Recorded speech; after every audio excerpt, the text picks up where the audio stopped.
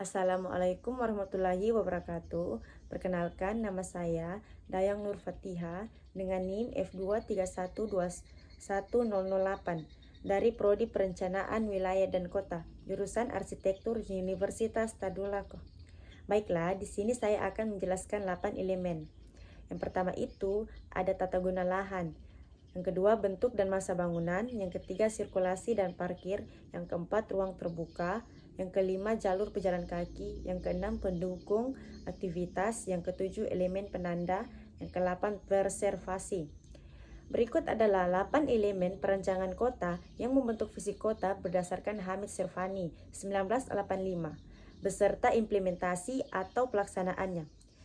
Yang pertama, ada tata guna lahan atau LANAS. Pengaturan penggunaan lahan untuk menentukan pilihan yang terbaik dalam mengalokasikan fungsi tertentu. Implementasi pada skala makro, LANAS lebih bersifat multifungsi atau mix as. Contoh kawasan Bintaro Jaya dikembangkan untuk kawasan permukiman, sehingga tidak ditemukan pengaturan penggunaan lahan untuk menentukan pilihan yang terbaik dalam mengelola fungsi-fungsi lain, seperti fungsi komersil. Yang kedua, bentuk dan masa bangunan atau building form and massing. Bentuk dan masa bangunan yang membentuk pola kegiatan dalam skala besar atau kecil. Implementasi. Contoh, bangunan-bangunan yang memiliki nilai sejarah dan bangunan atau tempat yang mempunyai nilai identitas bagi kawasan akan dipreservasi. Namun beberapa elemen perancangan kota harus disempurnakan lagi, seperti jalur pedestrian yang belum menerapkan desain yang universal. Yang ketiga, sirkulasi dan parkir. Sistem sirkulasi kota mencakup pola, struktur, dan pelengkapan jalan, aspek lalu lintas, dan tempat parkir. Implementasi. Pengaturan sirkulasi pergerakan manusia dan barang menjadi sangat efektif dan efisien, seperti jalan dan lahan parkir yang diperlukan untuk aktivitas di suatu tempat.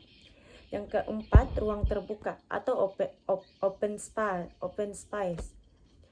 Taman-taman, lapangan hijau, air penerangan, paving, close, pancuran minum, patung, jam, jalur pejalan kaki, dan penanda. Contoh, ruang hijau yang terdapat di dalam koridor dalam sebuah kawasan dapat menjadi bagian dari tapak maupun berada di luar tapak. Ruang hijau ini memiliki fungsi sebagai fungsi visual dan fungsi resapan. Yang kelima, jalur pejalan kaki, pedestrian wise. Jalur yang dirancang khusus untuk pejalan kaki. Contoh, jalur pejalan kaki yang belum menerapkan desain yang universal atau desain fasilitas yang bisa digunakan oleh semua kalangan. Hal ini dapat mengurangi dimensi area untuk pejalan kaki dan menjadikan kondisi jalur pejalan kaki kurang memadai. Yang kelima, pendukung aktivitas atau active support. Fasilitas yang mendukung aktivitas di suatu tempat. Contoh, bangunan yang digunakan untuk perdagangan jasa guna mendukung aktivitas seperti toko-toko dan gedung perkantoran, keterpaduan, proporsi, skala keseimbangan, irama, warna, dan rangkaian. Pemandangan perlu diperhatikan dalam desain ini. Yang kelima, yang ketujuh, elemen penanda. Petunjuk arah jalan, penanda bangunan, dan media promosi.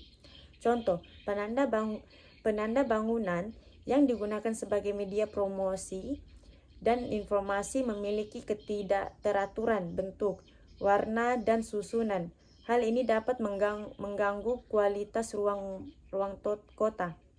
Yang ke-8, preservasi.